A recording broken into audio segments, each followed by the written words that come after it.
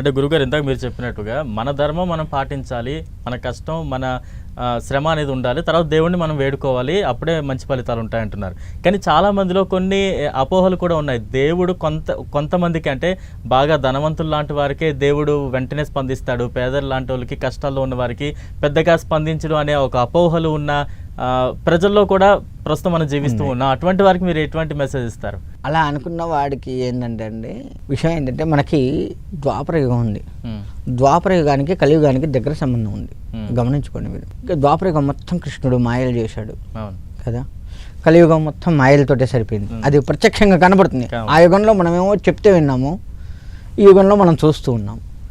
ఇక్కడ విషయం ఏంటంటే పాండవులు 5, కౌరవులు 100 మంది.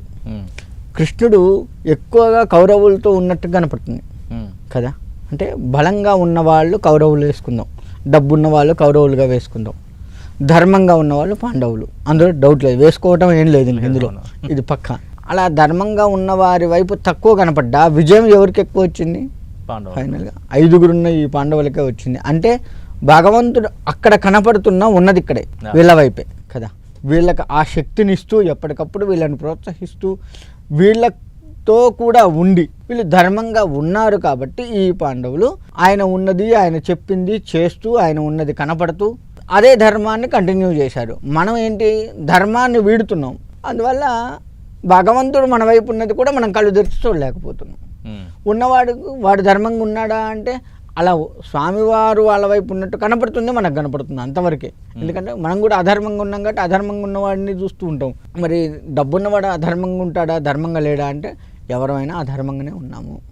ఒకటి, ఇప్పుడు నీ దగ్గర డబ్బు ఉంది బలం, నీ దగ్గర డబ్బు ఉన్నప్పుడు తిరుపతి వెంకటేశ్వర స్వామిని దర్శించుకోవాలంటే 10,000 వేసావు, దర్శనం చేసుకున్నావు. స్వామి నీకు నాకున్నంత దగ్గర నుంచి స్వామిని చూసావు, నా దగ్గర లేదు.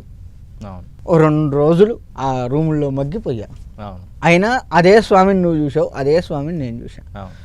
నువ్వు అట్లా పోయి ఇట్లా వచ్చావు, కానీ నేను అంతసేపు ఉన్నందుకు ఆ స్వామిని ఎప్పుడు చూడాలి అని చెప్పేసి నాలో ఉన్నటువంటి ఆ కాంక్ష ఏదైతే ఉందో అది తపస్సుగా మారిపోతుంది. ఒక రకంగా చెప్పాలి అంటే రూముల్లో ఉన్నది మనకు కనపడుతుంది, కానీ తొందర తీస్తే బాగు, దేవుణ్ణి చూడాలి, తొందర తీస్తే బాగు, స్వామిని ఎప్పుడు చూస్తాము, ఎంతసేపు స్వామి ధ్యాసలో నేనున్నాను, అట్లా పోయి ఇట్లా వచ్చి ధ్యాసలో నువ్వు ఉన్నావు. తొందరగా పోయి వస్తాం, తొందరగా చూసుకుంటాం, కాగానే ఇంకో ఫ్లైట్ ఎక్కి ఇంకో దగ్గరికి పోవాలి, నీ రాజకీయ పరిస్థితి లేదు, ఇంకేదో నీకు ఉంది, నువ్వు అలా వెళ్ళిపోతావు. ఎంతసేపు నువ్వు చూసింది మహా అంటే అరగంట చూసావు, నేను 1 నిమిషం చూసినా బయటకు వచ్చినా కానీ ఆ స్వామి నాకు ఇక్కడే ఉంటాడు. రోజంతా